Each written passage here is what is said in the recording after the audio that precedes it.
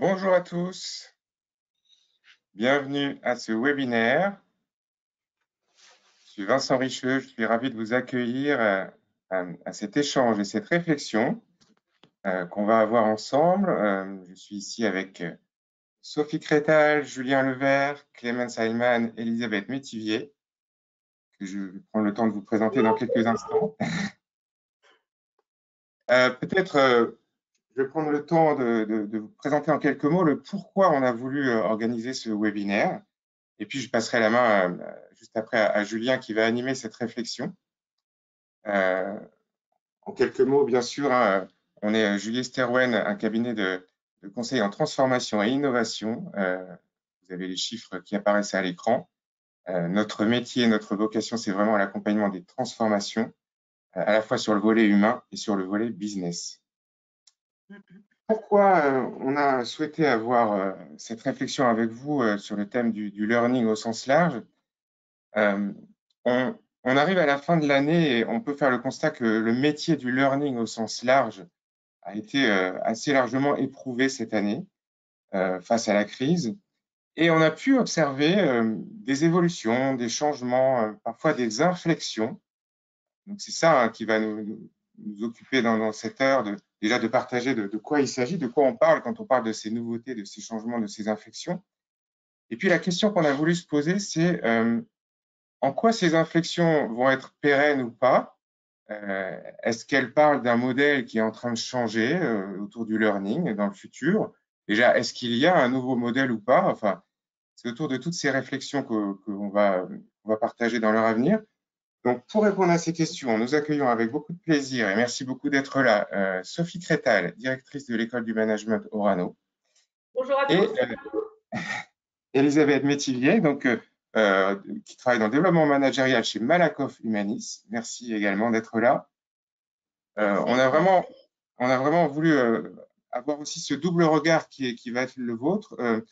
Toi, Sophie, un regard de pilote d'académie, et toi, Elisabeth, un regard de pilote de programme de formation qui a pu vivre aussi cette période, et de profiter de votre retour d'expérience pour réfléchir à toutes les questions que j'ai évoquées.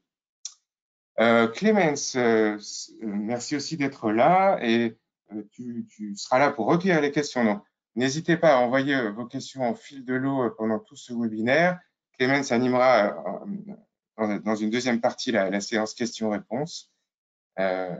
Voilà. Donc, Julien, je te passe la main pour lancer la réflexion. À toi. Merci beaucoup Vincent pour cette introduction. Donc, Sophie, Elisabeth, ravi de vous avoir avec nous ce matin.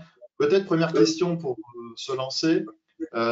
Finalement, est-ce que l'une comme l'autre, vous pouvez nous expliquer les spécificités de votre métier? Et je vais commencer par toi, Sophie, parce que Orano, finalement, je dirais tout le monde peut connaître, mais cette nouvelle marque, peut-être qu'on la connaît un peu moins. Donc, si tu peux nous donner quelques éclairages. Oui, sans souci.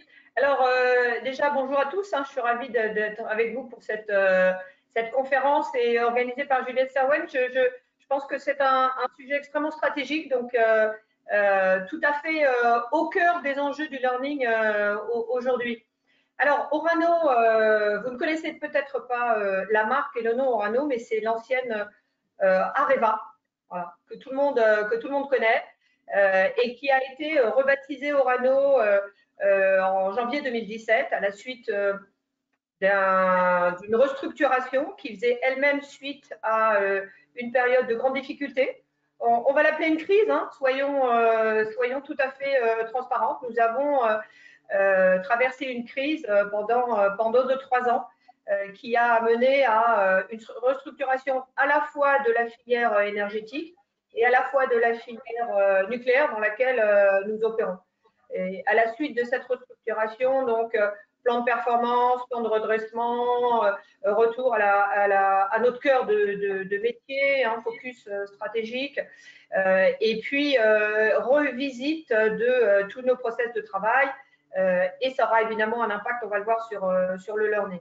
Alors aujourd'hui, Orano, donc nous sommes, à l'époque où nous étions à Areva, nous sommes divisés en 2 groupes, et Orano est spécialisé sur les activités d'extraction de l'uranium, jusqu'au recyclage des combustibles usés en passant par les transports. Voilà, c'est ce qu'on appelle l'amont du cycle du nucléaire.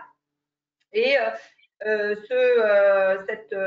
aujourd'hui, ce plan de redressement a amené à une entreprise qui est parfaitement assainie. Nous sommes 17 000 salariés dans le monde aujourd'hui, avec un chiffre d'affaires d'environ 4 milliards et un carnet de commandes de 8 années. Voilà. Donc, une période difficile dont on s'est sorti, qui nous a appris plein de choses. On a tiré beaucoup d'enseignements et aujourd'hui, une entreprise assainie. Voilà. Elisabeth, merci beaucoup Sophie. Elisabeth, quelques mots sur Malakoff Humanis. Alors, la marque, on la connaît mieux, mais peut-être qu'on ne connaît pas son mode de fonctionnement. Alors déjà, Malakoff Humanis, je rebondis sur ce que tu viens de dire, Sophie, parce que quand je suis rentrée dans le groupe il y a 20 ans, même si j'avais une vie avant, il y avait 600 personnes. Aujourd'hui, on est plus de 10 000 collaborateurs et on est sur 200 sites en France. On est leader de la protection sociale puisque en santé et en prévoyance, eh bien, on assure un Français sur 6 et en retraite complémentaire, nous nous occupons de près de un Français sur 4.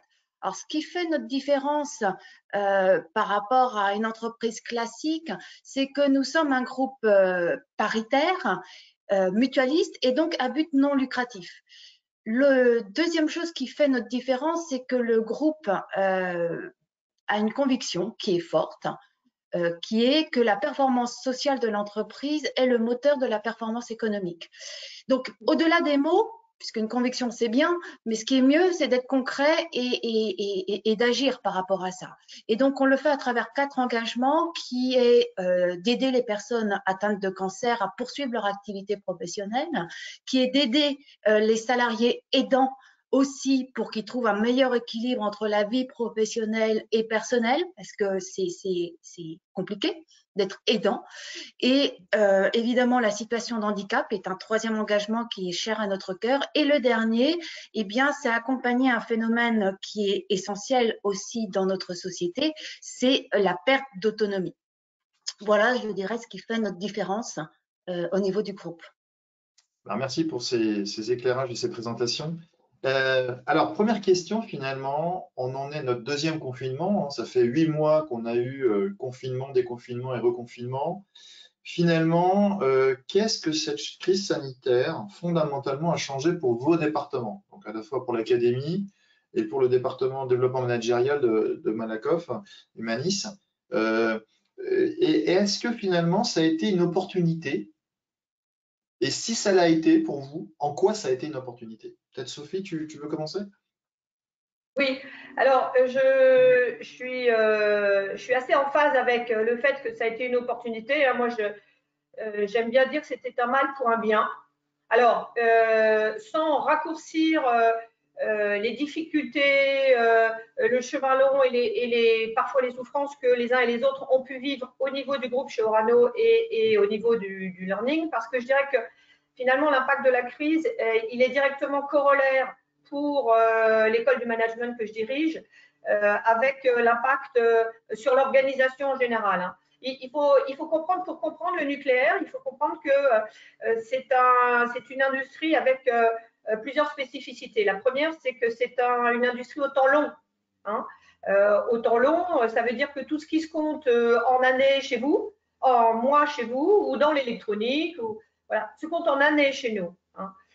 Donc, on n'est ni en jours, ni en mois, mais en années, voire en décennies. Donc ça, c'est vraiment une spécificité. La deuxième spécificité, c'est la complexité, parce que l'industrie du nucléaire est extrêmement complexe.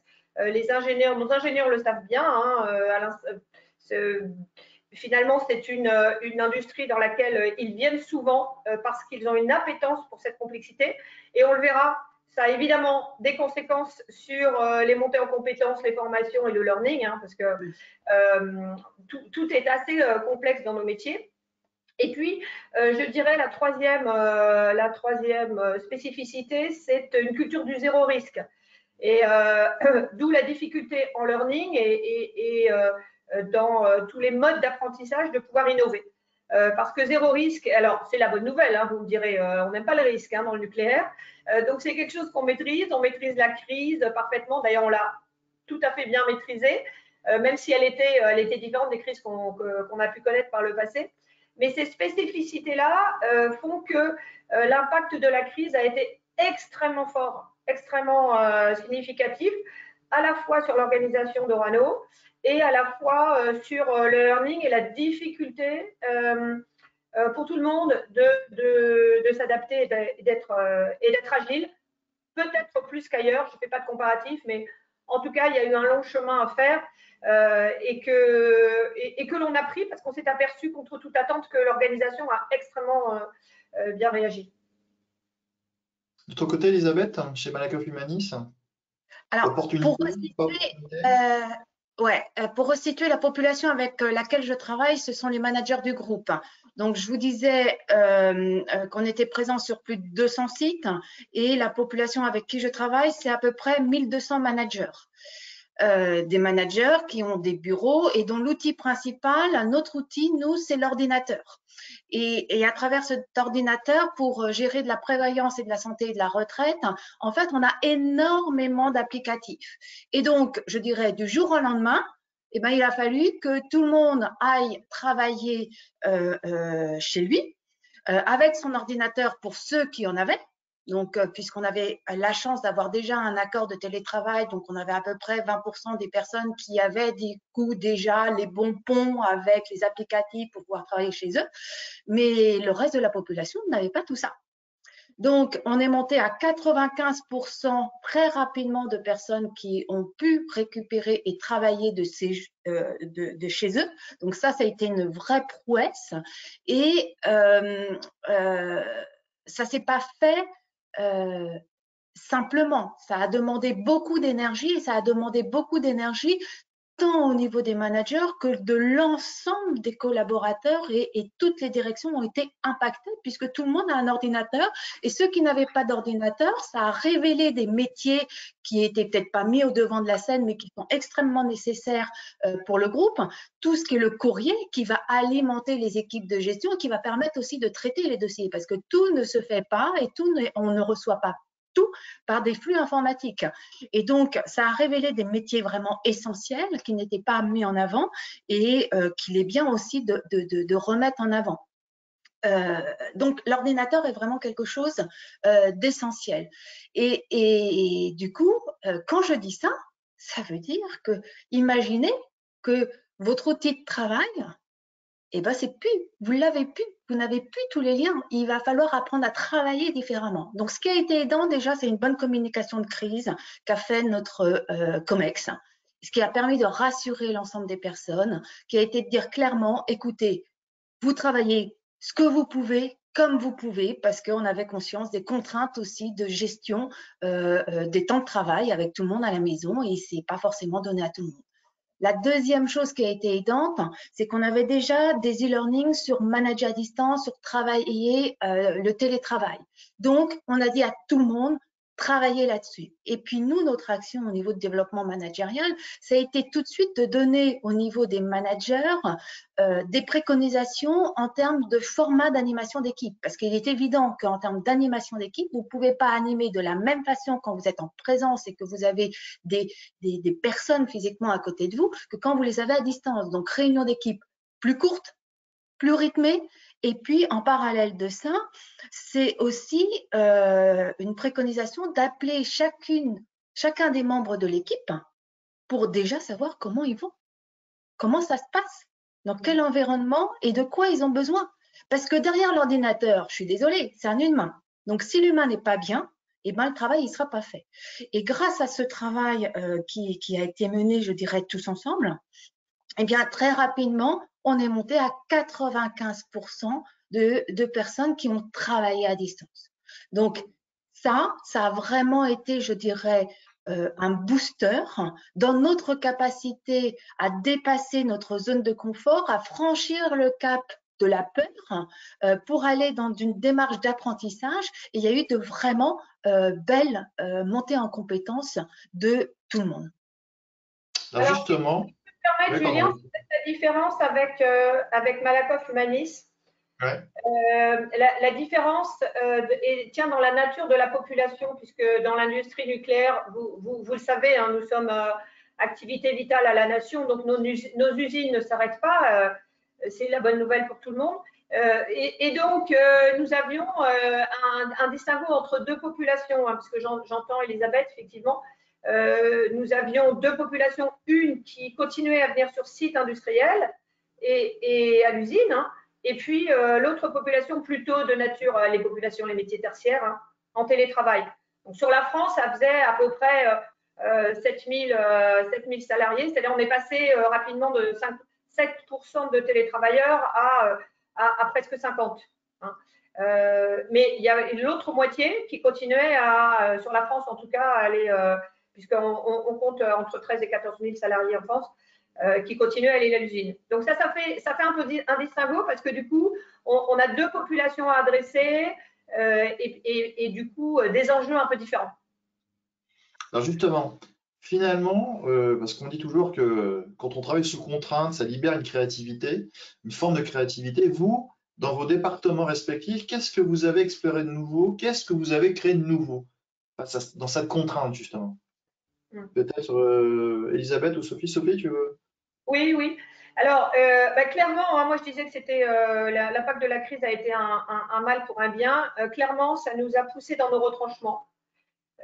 Et ça a été un moment de vérité, de dépassement, à la fois pour mes équipes, pour l'école du management, et puis je crois pour les populations concernées, donc pour tous les managers, hein, plusieurs milliers de managers chez Orano, parce que ça a fait émerger des compétences insoupçonnées.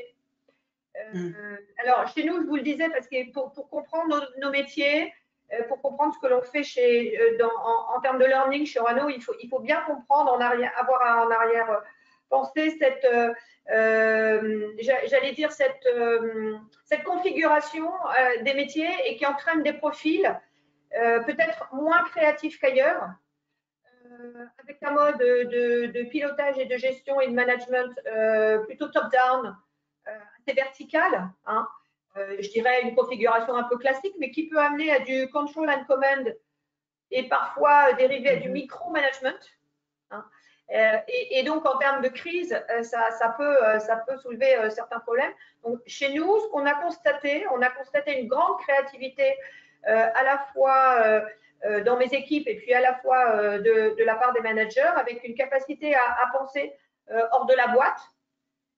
Et là où on ne l'attendait pas, alors ça c'est peut-être un des enseignements, hein, finalement on se disait certaines populations ou certaines compétences vont subir la crise et ça n'a pas du tout été le cas. Donc ça c'était vraiment un mal pour un bien. Ensuite on a gagné, alors je dirais 6 mois, 1 an si c'est pas plus en termes d'innovation, digitalisation, hein. Ça c'est clair. Nous, ça faisait 2 ans et demi qu'on accompagnait les managers sur des parcours managériaux pour leur expliquer le monde VUCA, toute la transformation. Et là, d'un seul coup, en l'espace d'un confinement, ils n'étaient plus dans la compréhension du monde VUCA, mais ils étaient dedans, à pieds joints. Et donc, le terrain applicatif, il est arrivé tout de suite. Pour l'école du management, encore une fois, moi je dis, c'était un mal pour un bien. Hein. J'ai gagné 6 mois, voire 12, voire plus. Alors parfois un peu dans la douleur, hein. Mais ça a été, c'est une crise qui s'est transformée en opportunité d'un point de vue learning, je pense. Donc grande créativité, nouveaux outils d'animation digitaux, revisite de tous les programmes, passage du distanciel en l'espace de 4 semaines. Nous avons passé, au mois de mai, nous avons passé tous les programmes en distanciel. Donc, c'était du 24 heures sur 24, hein, avec un challenge pour les prestataires, certains un peu anxieux, mais la plupart ont relevé le défi de façon extraordinaire. Et je pense que dans le système, la dimension vertueuse de la crise a impacté tout le monde, pas seulement nous, les grandes entreprises, mais aussi les gens qui travaillent pour nous. C'est tout l'écosystème qui en a bénéficié. Certains prestataires de me dire « Ah non, mais on ne va pas y arriver », ni dans les temps impartis, ni avec les moyens techniques. Et puis finalement, tout le monde y est arrivé. Et aujourd'hui, je constate que le résultat est presque… alors, de meilleure qualité, non, parce qu'on ne peut pas comparer. Mais nous avons des programmes qui sont extraordinairement bien faits, en distanciel, qui en font oublier le mode dégradé et qu'on aurait probablement mis quelques années à mettre en place. Donc moi je dis que c'était un catalyseur, un accélérateur. J'en demande pas un deuxième, hein, je crois que 2 confinements, ça nous suffit. mais ça montre comment le corps social est capable de tirer parti d'une situation subie. D'accord. Elisabeth, de ton côté, même constat, accélérateur, catalyseur? Alors, comment dirais-je? Je dirais que l'opportunité pour moi de cette situation extrêmement particulière, en dehors de toutes les souffrances malheureusement qu'elle a pu générer aussi, donc là on cible le côté opportunité. Le côté opportunité, c'est qu'il y a eu une levée de frein culturelle, une levée de frein de pratique et qui a permis d'expérimenter différentes modalités. Alors le terreau, il était déjà fertile, c'est-à-dire que on avait déjà impulsé le fait d'utiliser GoToWebinar. Donc là, les directions se sont complètement appropriées ces outils-là pour aider au passage de la transfo de leur équipe, etc. Et donc, ça a permis d'aller puissance 10, en fait, dans un certain nombre d'outillages. Ça a permis aussi quand même de s'autoriser aussi soi-même, d'expérimenter de nouvelles choses et des choses à laquelle vous n'auriez peut-être pas fait tout de suite. Au mois de janvier, février, voire début mars, jamais nous n'aurions mis des journées entières en distanciel. On nous aurait dit non, formation, c'est du présentiel. Clémente, qui est là, nous a proposé des programmes, puisque je vais illustrer à travers un parcours qui est le parcours nouveau manager. On a des parcours à des moments clés, il y en a un sur le nouveau manager. Le nouveau manager, donc c'est un blending, donc il y a énormément de choses, il y a la nomination d'un parrain, d'une marraine, il y a des outils préparatoires, il y a des modules e-learning, et puis il y a évidemment du présentiel pour faire vivre et expérimenter les choses. J'entends de l'écho. C'est bon pour vous? C'est bon, très bien. Et donc, au début, je peux vous dire que quand il a fallu dire aux personnes, vous allez faire non seulement une journée en présentiel, mais même 2 à suivre, et puis une 3e un peu plus tard, parce qu'entre les 2, on va vous demander d'expérimenter et de vivre les outils qu'on vous forme. Il y a des personnes qui forcément étaient volontaires et d'autres qui étaient plus réticentes. Le résultat, c'est qu'ils ont tous été ravis. Ça s'est super bien passé, mais ça s'est super bien passé parce que faire les choses à distance demande aussi de faire les choses autrement, avec une autre interaction, avec une autre pédagogie. Ça s'apprend et on a tous appris de ça. C'est-à-dire que l'opportunité, ça a été quelque part, soit vous prenez la vague, soit vous surfez avec la vague. Donc l'idée, ça a été de surfer avec la vague et de se dire, on y va. Et donc en interne, on y va, on va compléter le parcours et on va utiliser ce qu'on a mis dans le webinaire et on va l'intégrer, on va le mettre à distance et on va l'animer pour permettre tout simplement d'internaliser les compétences internes et tout ce qui est mis à disposition des managers pour les aider au quotidien, et non seulement de l'avoir à travers une action je dirais one shot, mais derrière de garder du réseau, de garder des contacts avec des personnes qui peuvent les aider sur l'amélioration continue, sur la conduite du changement, etc., puisqu'on a des experts métiers. Donc, c'est important aussi de valoriser tous les process et les outils qui existent en interne. Donc, ça a été vraiment des vraies opportunités. Et donc, pour faire ça, du coup, beaucoup plus de transversalité. Vous imaginez bien qu'un groupe de plus de 10 000 personnes, il y a aussi des départements, des directions et parfois du silo. Et parfois aussi des belles choses qui sont faites dans les départements. Donc, l'idée, ça a été de mettre en valeur tout ça, de valoriser tout ça, de créer du lien malgré la distance. Et l'enjeu, il était là. C'était comment créer du lien malgré la distance et comment faire en sorte qu'un manager qui déjà est souvent seul sur son poste de travail, peut avoir le sentiment d'être seul sur son poste de travail, de lui montrer qu'il n'est pas seul sur son poste de travail. Et moi-même, j'ai poussé plus loin. J'avais déjà fait des animations hybrides, présentielles, distancielles. J'ai poussé plus loin.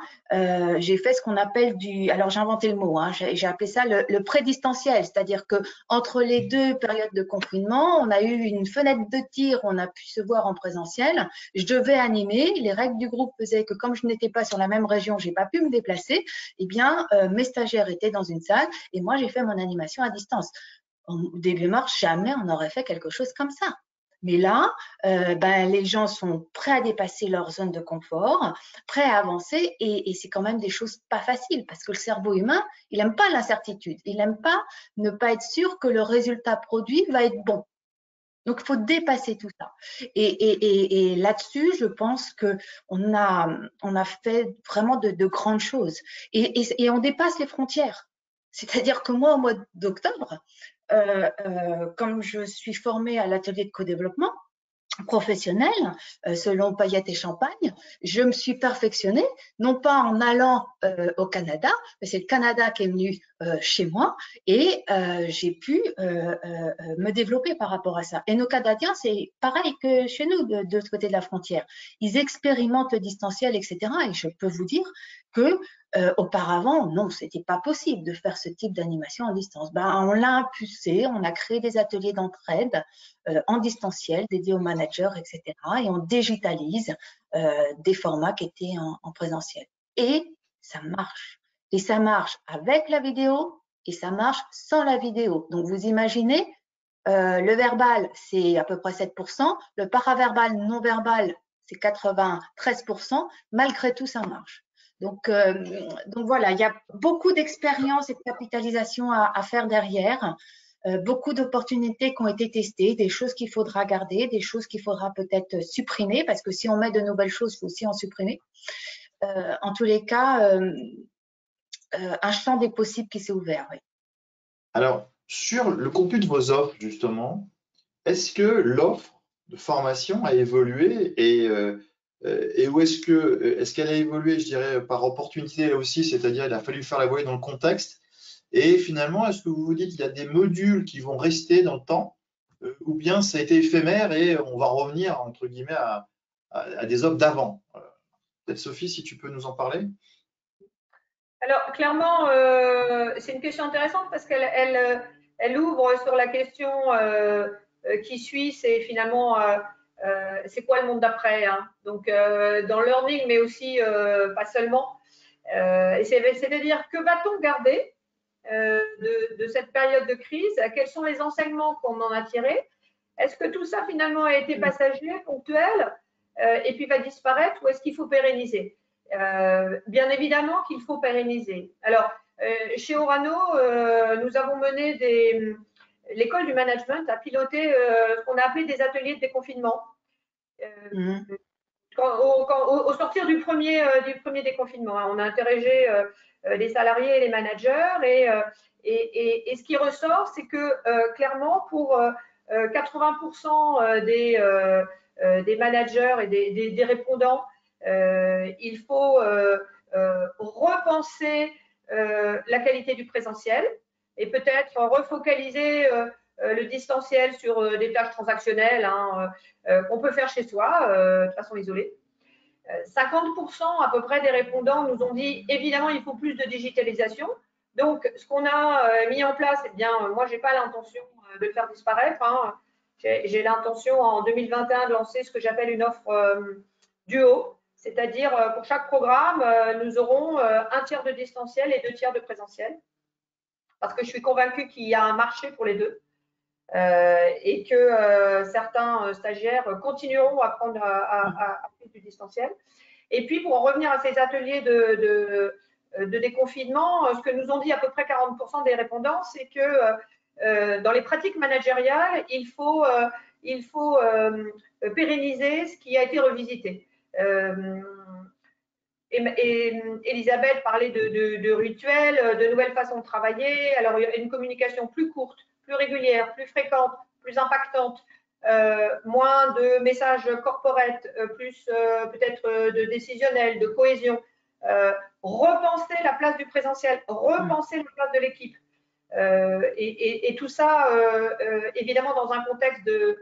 nous avons signé chez Orano un accord de télétravail, hein, mais comme dans beaucoup d'entreprises.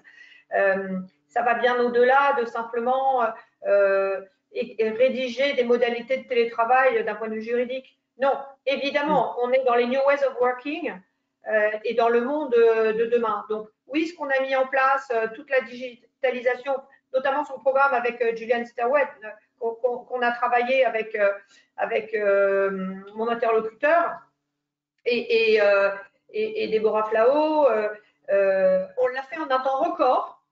Et le résultat est que on l'a upgradé, j'en suis convaincue, de 3 niveaux. Et ça n'aurait pas été rendu possible sans cette crise. Alors bien évidemment, on va le garder. Hein. L'idée n'est pas de repartir à l'ancienne version. Donc oui, il faut absolument tirer les enseignements. Nous, notre enquête salariée nous le précise. Hein. On a posé la question et tous les répondants nous disent qu'il faut absolument pérenniser sur… Alors, il faut faire un tri, il faut sélectionner. Tout n'est pas non plus bon à garder, mais que ce soit à la fois pour le learning, l'école du management et pour l'organisation dans son ensemble, notre intelligence résidera dans notre capacité à garder ce qui peut faire du sens et ce qui peut pérenniser l'organisation. Et puis, il y a des choses qu'on mettra de côté parce qu'on ne pourra pas tout garder. Hein, et notamment, je pense que les salariés ont envie de revenir au présentiel. Hein. Ils ont besoin de… Donc, clairement, oui, on va garder ce qu'on a mis en place. Elisabeth? Oui, je dirais qu'en fait, on a eu une obligation quelque part avec un premier enjeu qui était d'être concret, réactif et de montrer qu'on était présent et de montrer que tous ensemble, eh ben, on pouvait vivre et mettre en place de nouvelles choses. Et qu'à travers ça, à travers cette expérience, en fait, ce qui est pour moi un élément, mais comment dirais-je, qui va nous permettre de faire beaucoup de choses, c'est qu'on a fait évoluer des postures, des comportements. Les gens ont trouvé du courage d'agir dans la certitude. Et ça, c'est quelque chose qui demande normalement changer un comportement, changer une posture, changer des pratiques. C'est un temps long. Et là, ça a été fait sur un temps court. Donc, comment capitaliser ça? Ça, c'est le deuxième enjeu. C'est comment, sur du moyen et long terme, on va capitaliser ça. Il faudrait surtout pas que nos pratiques d'hier reviennent avec plus de contrôle, plus de choses comme ça, mais que qu'on capitalise sur cette autonomie, cette liberté d'initiative qui a pu être faite, qui est venue du terrain et qui a permis du coup de fonctionner, de permettre à l'entreprise de fonctionner. On a eu des retours clients qui nous disaient, mais on a l'impression qu'il ne s'est rien passé chez vous, on continue à être servi. Et ça, c'est la meilleure des récompenses pour chacun d'entre nous qui sommes salariés du groupe. Et donc, l'offre sur laquelle je suis en train de réfléchir de comment on doit travailler ça demain, il y a des items qui vont être lancés. Déjà, on a lancé toute une formation sur l'intelligence collective. Et l'intelligence collective, c'est de capitaliser sur ce qui a été mis sur le terrain, de le professionnaliser, de donner des outils, des grilles, etc. Et on va former à peu près 80 personnes. Et ces personnes-là, en fait, vont être nos ambassadeurs. C'est-à-dire que l'idée, c'est d'irriguer un petit peu tout ça et de capitaliser sur tout ce qui a été mis en place. L'autre chose pour moi qui est essentielle et sur laquelle, en tous les cas, j'espère que je serai entendue au niveau du groupe, c'est que l'expérience nous montre que seul on fait des choses, mais à plusieurs on fait quand même beaucoup plus. Et je pense que en plus de ce qu'on a pu faire en interne, il faut qu'on s'enrichisse de ce qui va être fait à l'externe. Aujourd'hui, on sait très bien que, je dirais, nos schémas mentaux bougent, les modes managériaux bougent et là-dessus, eh bien, il va falloir travailler avec des personnes qui ont cette capacité de réflexivité individuelle et collective pour grandir avec eux. Alors, est-ce que ça sera à travers des grandes écoles? Est-ce que ça sera à travers des startups? Est-ce que ça sera un mélange de tout ça? En tous les cas, pour capitaliser sur le long terme, on le fera en interne, mais dans ce que j'imagine, c'est aussi comment dirais-je, construire nos modèles managériaux de demain parce que c'est le bon moment. Je dirais que c'est le bon moment de le faire et il serait dommage de rater ça. Allez, peut-être une dernière question, puisque une question de prospective finalement. Comment vous voyez l'évolution du business model finalement d'une académie, puisqu'il y a beaucoup d'académies hein, dans les rencontres avec lesquelles on a voilà, la chance de pouvoir travailler et que vous connaissez, j'ai même vos pairs. Comment vous voyez l'évolution d'un département learning et développement au sein de ces organisations par rapport justement à ce qui vient de se passer? Est-ce que vous pensez qu'il va y avoir une révolution, une nouvelle façon de travailler, des compétences nouvelles qu'on n'aurait pas aujourd'hui et sur lesquelles vous êtes conscient que ben, vous les avez testées pendant cette période-là, il faut les acquérir?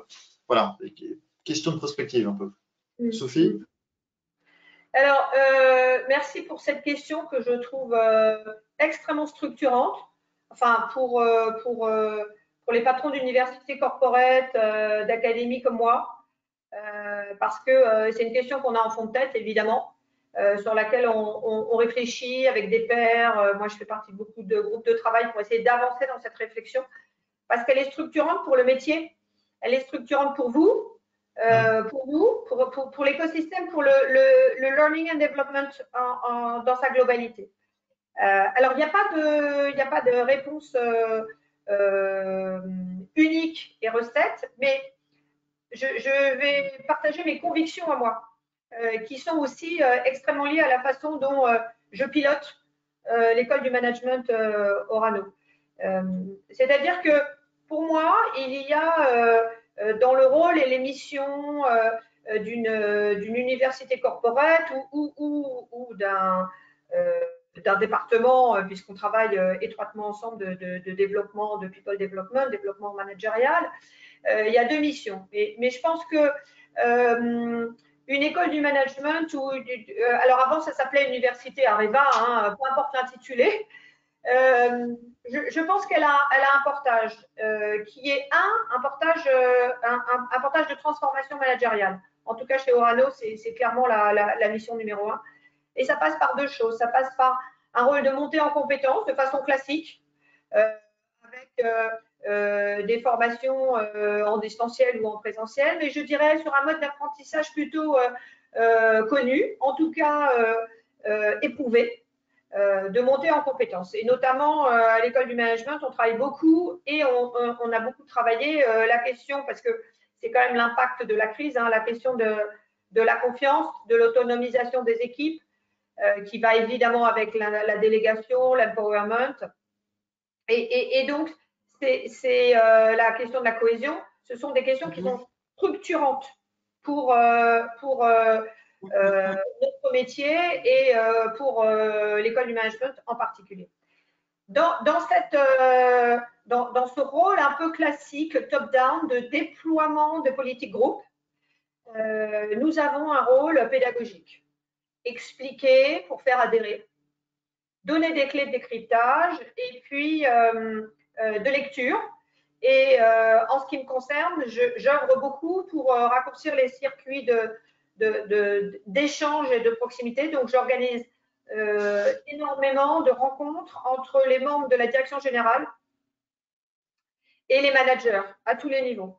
Voilà, en raccourcissant les circuits. Et ça, c'est quelque chose qu'ils ne peuvent pas faire en dehors de l'école du management, parce qu'ils sont souvent silotés dans une organisation verticale, hein, par métier. Donc, ils se retrouvent rarement en transverse entre eux et rarement en face-to-face avec un patron du comité exécutif, par exemple. Donc, ça, c'est quelque chose qui est un principe fondamental de l'école du management chez Orano, raccourcir les lignes pour mettre en face à face des populations qui n'en ont pas l'occasion. Donc, ça devient un lieu de cohésion et ça devient un lieu d'échange. Et puis, le deuxième rôle, et c'est comme ça que je l'envisage, en tout cas, je pense que c'est alors, l'avenir, je ne sais pas, mais c'est un point de destination pour toutes les universités d'entreprise. C'est que nous avons un rôle de challenger. Nous avons un rôle pour faire bouger les lignes et pour faire bouger le système. Oui, évidemment, on est là pour déployer des politiques, les expliquer, les faire comprendre. Ça, c'est notre premier rôle. Mais si on s'en contente, d'abord, un, il n'est pas très intéressant. Et deux, pour nous, hein, patron de Corporate Universities. Et puis, 2, il va nous faire entrer dans un immobilisme et une inertie qui est exactement l'inverse de ce vers quoi nous voulons aller. Et la crise nous l'a démontré.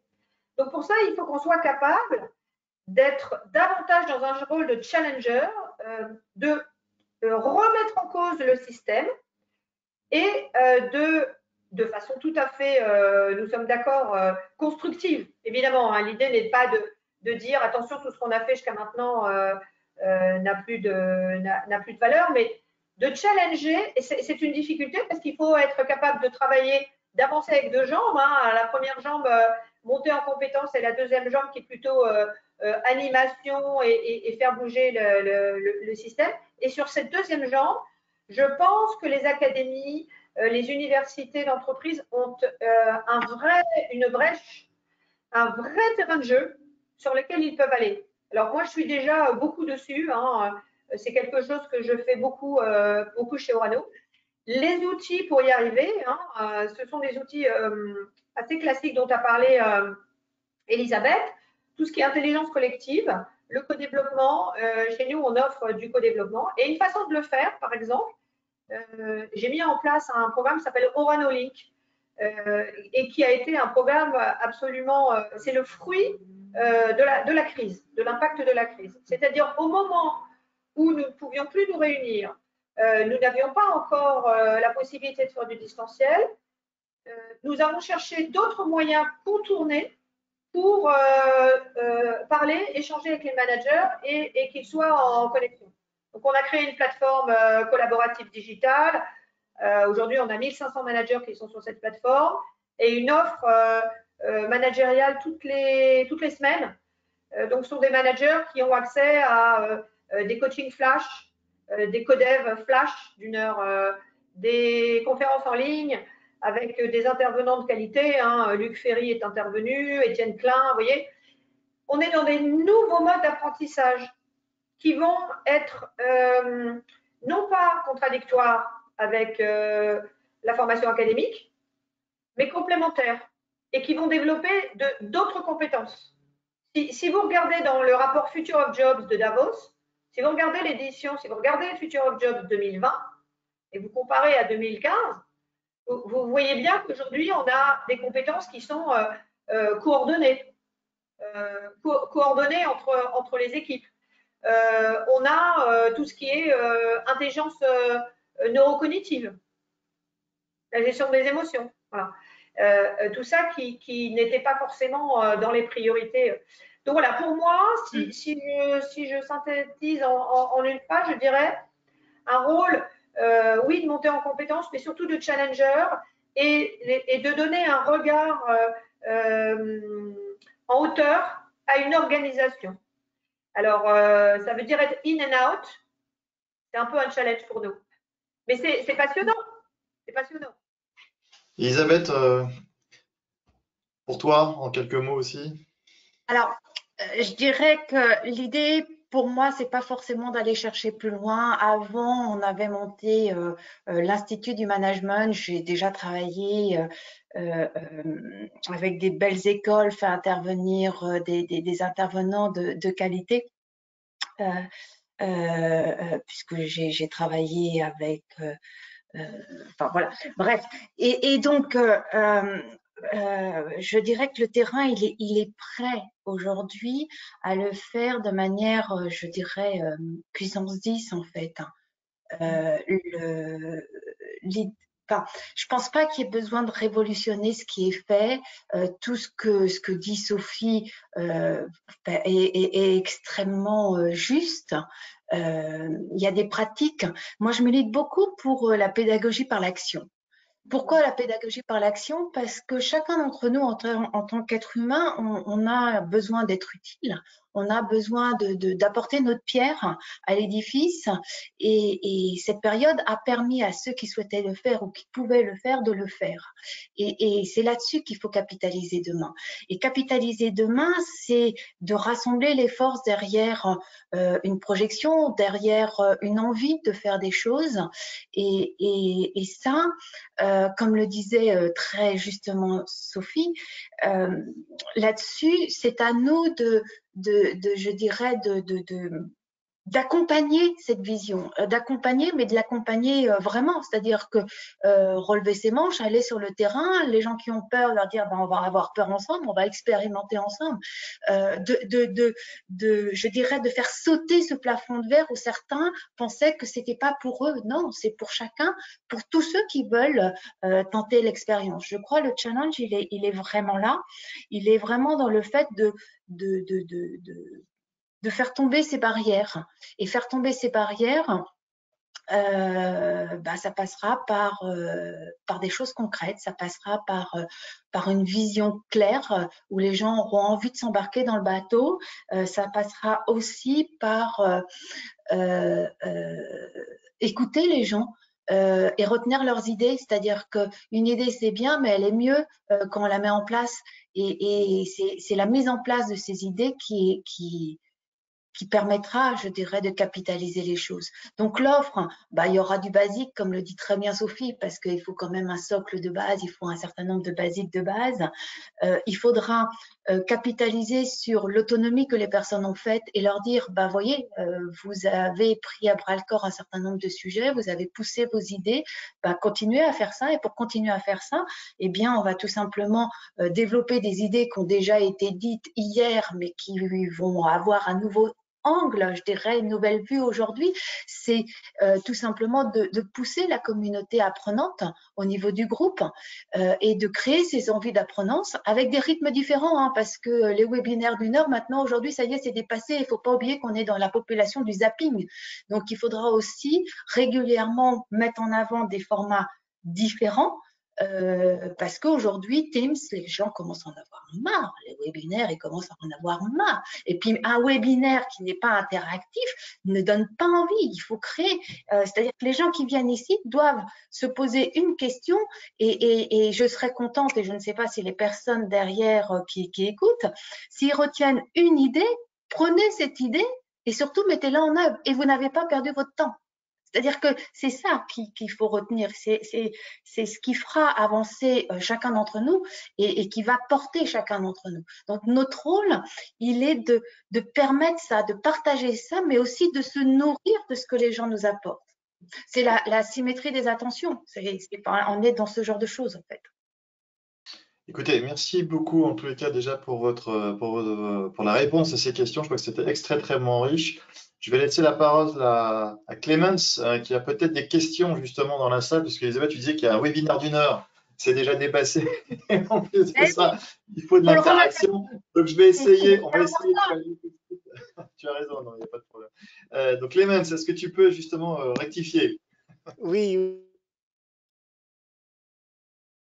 Oui, bon, donc rebonjour, ça fait tellement plaisir de vous entendre comme ça. Et en plus, il y a une question qui va, je pense que dans le sens d'Elisabeth, c'est après ce deuxième confinement, comment allez-vous faire pour faire revenir vos collaborateurs dans vos entreprises en sachant qu'ils risquent d'avoir un troisième? Ah, excellente question. Alors, moi, je vais y répondre d'un point de vue purement personnel. Quand je suis retournée après le premier confinement dans mon bureau, j'étais motivée, j'avais besoin de voir les gens et tout, sauf qu'on avait des taux d'occupation et donc en fait, vous arriviez dans des locaux à moitié vides, il n'y avait pas d'interaction et en fait, ça vous fichait plus le cafard qu'autre chose parce que vous rencontriez personne. Donc, à titre personnel, moi, ça, voilà, ce que j'espérais retrouver en retournant au bureau, je ne l'ai pas trouvé. Il n'y avait pas ce côté fourmi, ce côté je rencontre les personnes, machin, etc. Donc cette question-là, je m'interroge déjà, moi, qu'est-ce qui va me donner envie de retourner au travail et de voir si effectivement je vais retrouver cette envie. Peut-être qu'il faut que je prenne la question à l'envers. C'est si je ne le fais pas, est-ce que je vais avoir plus de choses en restant chez moi et dans mon petit bureau toute seule? Et peut-être qu'en posant la question comme ça va peut-être me booster du coup à aller sur place. Et puis peut-être de dire à 2-3 personnes, bon allez, on choisit le même jour, j'en sais rien. Mais en tous les cas, je vais peut-être réfléchir à l'inverse. C'est-à-dire, qu'est-ce qui va faire que je vais plus gagner à sortir de mon bureau à la maison en allant au travail? Je ne sais pas si c'est une bonne réponse, mais en tous les cas, c'est ce que je vais réfléchir comme ça, moi. Oui, Sophie? Alors, moi, je dirais que le postulat de départ, c'est que la plupart des salariés ont envie de revenir. Alors, il y a deux choses. Il y a le premier élément qui est est-ce que le contexte sanitaire le permet? Bon, pendant le confinement, ça n'est pas possible. Entre les deux confinements, chez nous, nous sommes revenus à 50%. Hein. Donc, on s'organisait pour avoir à chaque fois la moitié des salariés sur site. Et puis là, sur le deuxième confinement, on est un peu plus flexible. Hein. On est à 10% des salariés qui peuvent revenir sur site. On n'a pas complètement fermé les sites tertiaires, comme en tout cas le siège, par exemple. Hein. Donc, moi, je pars du premier postulat que les gens ont envie de revenir. Ça, c'est la partie facile, je dirais, parce que après, en fonction des règles sanitaires, on devrait y arriver. La partie la moins facile, je pense, et là, c'est tout le challenge du corps managérial, c'est ce que j'évoquais plus tôt, c'est redonner du sens, revisiter le présentiel au regard du distanciel et savoir tirer le meilleur des deux et de ne pas les mettre en contradiction. C'est-à-dire, le présentiel, il est là pour du collectif. Donc, on invite son équipe et on n'y va pas pour être tout seul sur un plateau, ça ne sert à rien. On décide avec son équipe de venir tel jour et on donne du sens au collectif pendant le présentiel. Et puis, tout ce qui n'a pas besoin de passer par du collectif, du transactionnel, là où il n'y a pas de décision, là où il n'y a pas de co-construction, ça se fait en individuel sur le distanciel. Mais ça va être dans le giron des managers. Ça va être leur talent de redonner. C'est pour ça que je dis qu'on ne reviendra pas en arrière parce qu'il faut redonner de la qualité au présentiel. Et vous le savez, puisque vous vivez et vous travaillez tous en France, la dérive franco-française, hein, qui travaille aussi beaucoup avec les pays, la dérive franco-française, c'est vraiment le présentéisme. Voilà. Et donc, ce présentéisme, s'il peut disparaître, parce que derrière ce terme-là, on y met être présent sans y mettre de sens ni d'utilité. Si ça peut diminuer, ce sera forcément un mal pour un bien. Voilà. Donc, refocaliser chaque moment, chaque modalité de travail sur son essence même. Pourquoi nous avons besoin d'un collectif? Pourquoi nous avons besoin d'un manager? Pourquoi je ne peux pas travailler finalement si je délivre toute seule? Aussi bien en tant que collaboratrice, à quoi me sert mon manager en dehors de me donner des consignes? Ben non, ça c'est totalement restrictif de la mission managériale. Sinon, j'ai des consignes, des jalons, une date de delivery et puis j'avance tout seul. Non, le manager, il est là pour créer une équipe, faire de la cohésion, embarquer les troupes et ça va être ça son rôle sur le présent.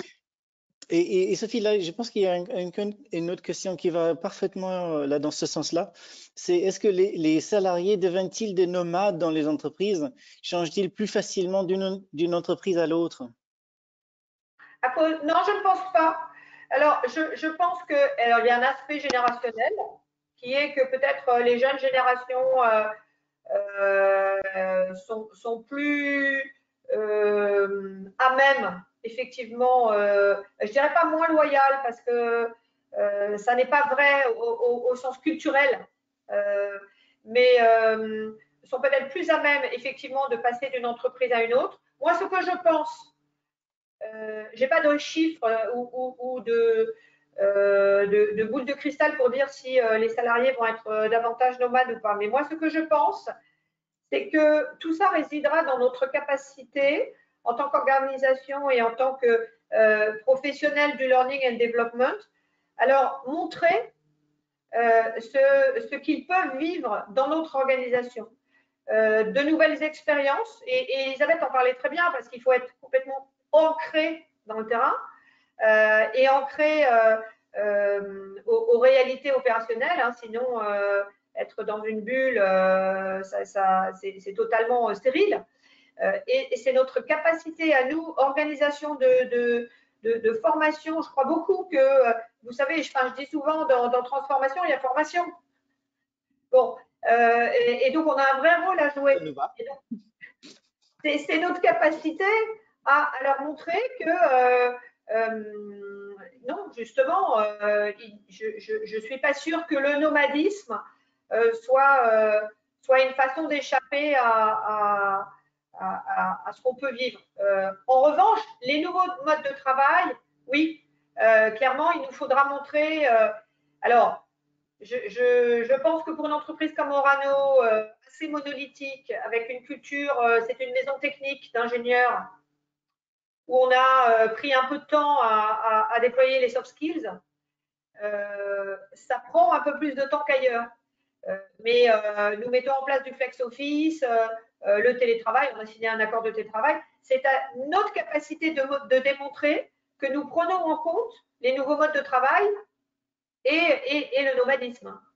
Voilà. Et d'ailleurs, dans notre capacité à attirer les jeunes, la génération Y ou X, enfin, c'est vraiment, c'est ça. Aujourd'hui, vous avez des jeunes en entretien, on l'a vu pendant la crise, puisqu'on nous avons continué à recruter. On recrute un gros millier de salariés par an et environ 500 à 700 alternants.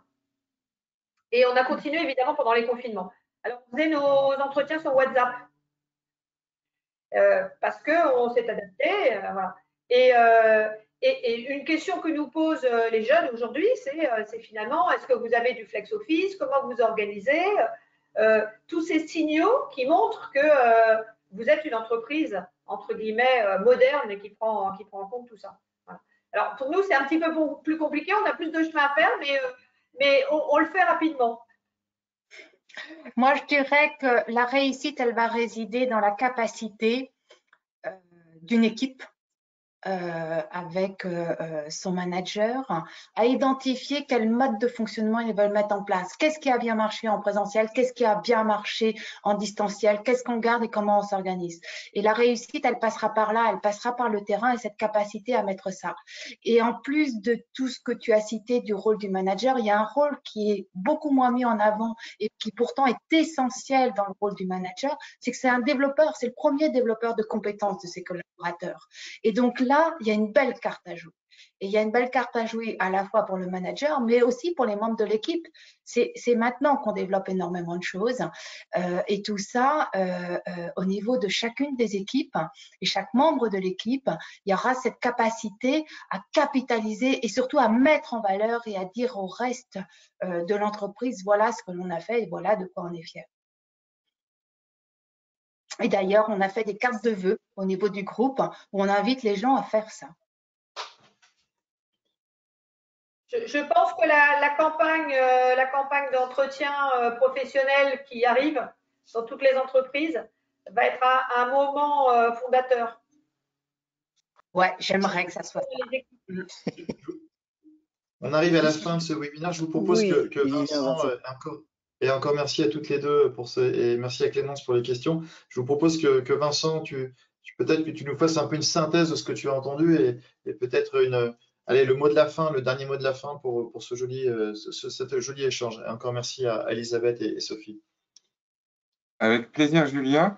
Juste, Julien, j'ai combien de temps pour cette conclusion à ton avis? 5 minutes. Combien? 5. Je voudrais faire une conclusion peut-être un peu globale sur 3 niveaux par rapport au learning. Un niveau stratégique, un niveau organisationnel et un niveau culturel par rapport à tout ce qu'on vient de se dire. Sur le niveau stratégique, je crois qu'il y a une idée clé que j'ai envie de retenir de nos échanges, c'est que la fonction learning dans son ensemble a été un catalyseur qui a permis de délivrer la stratégie. On l'entend dans vos témoignages. Et derrière, il y a une idée très, très forte qui est qu'en période de fort changement, les gens ont un besoin vital d'apprendre pour s'adapter. Et cet effet-là, ce mécanisme-là, il a été fortement mis en lumière, je trouve, dans les histoires que vous racontez.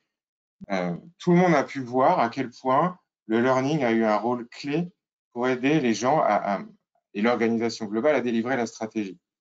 Donc ça, quand ça a bien marché, ça a été très visible. Les gens ont appris à travailler différemment, le corps managérial a été mieux préparé pour sauter l'obstacle, entre guillemets, et a continué à délivrer la stratégie. On a vu, nous, Julie Esterwen, d'autres clients et d'autres acteurs ne pas avoir ce succès-là, c'est-à-dire on a vu des fonctions learning se mettre un peu en stand-by, en dormance, pour tout un tas de raisons. Il y a eu pour des raisons techniques parfois, pour des raisons culturelles, où il y avait des prises de risques qui n'étaient pas possibles, pour des raisons financières parfois. En tout cas, chez ces acteurs-là, ça serait difficile de dire que la stratégie n'a pas été délivrée, bien sûr, mais on voit aujourd'hui, nous, des signes plus marqués d'inquiétude, d'essoufflement de l'engagement, de la motivation, peut-être même des signes de RPS parfois. Donc, en tout cas, il y a un besoin de rattrapage chez les acteurs qui n'ont pas sauté dans le train et qui n'ont pas pris la vague, comme tu disais, Elisabeth. En tout cas, moi, ça me donne envie de me poser la question, quelle est la perception des directions générales sur ce sujet? Ça me donnerait presque envie de suggérer un prochain webinaire ou un prochain livre blanc.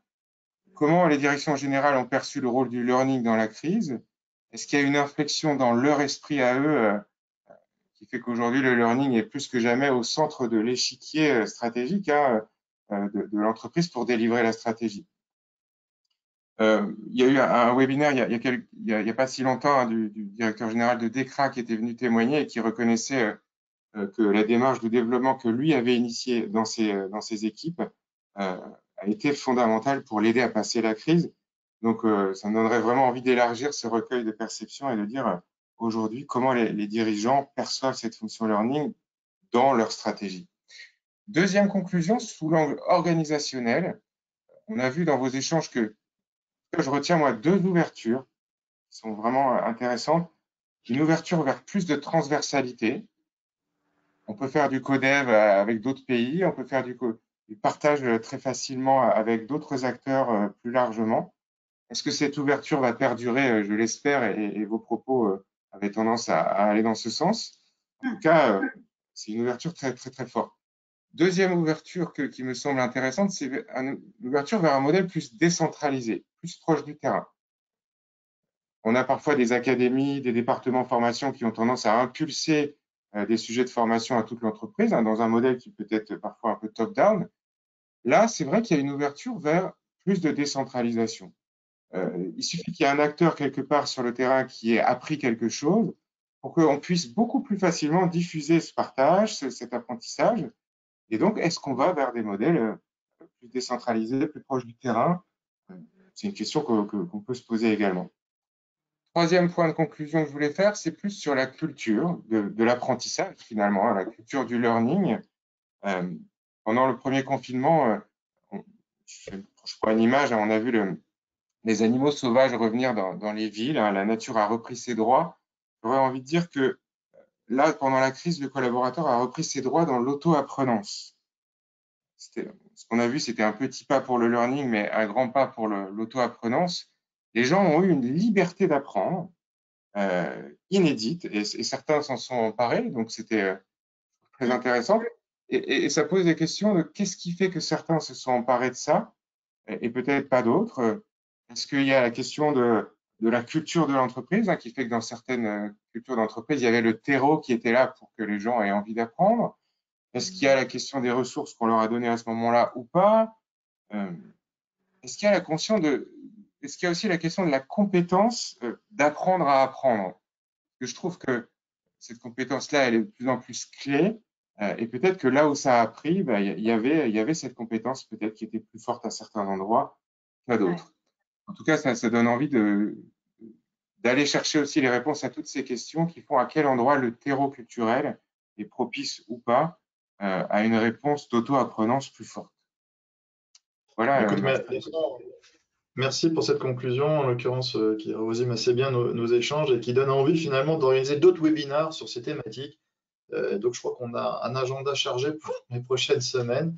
En tous les cas, avec plaisir. En tout cas, merci beaucoup Elisabeth, merci beaucoup Sophie, merci Vincent, merci Clémence, merci à Judith, merci à Déborah et Yves pour toute l'organisation derrière, parce que ces webinaires, même si on est 3-4 à être sur le plateau, comme on dit, il y a beaucoup de personnes derrière, donc je voulais les remercier aussi. Et écoutez, en tout cas, rendez d'excellentes fêtes de fin d'année. Même si elles sont un peu contraintes, on va dire. Et puis à très bientôt et bonne continuation. Merci à vous. À bientôt. Merci, au revoir. Merci. Prenez soin de vous. Merci.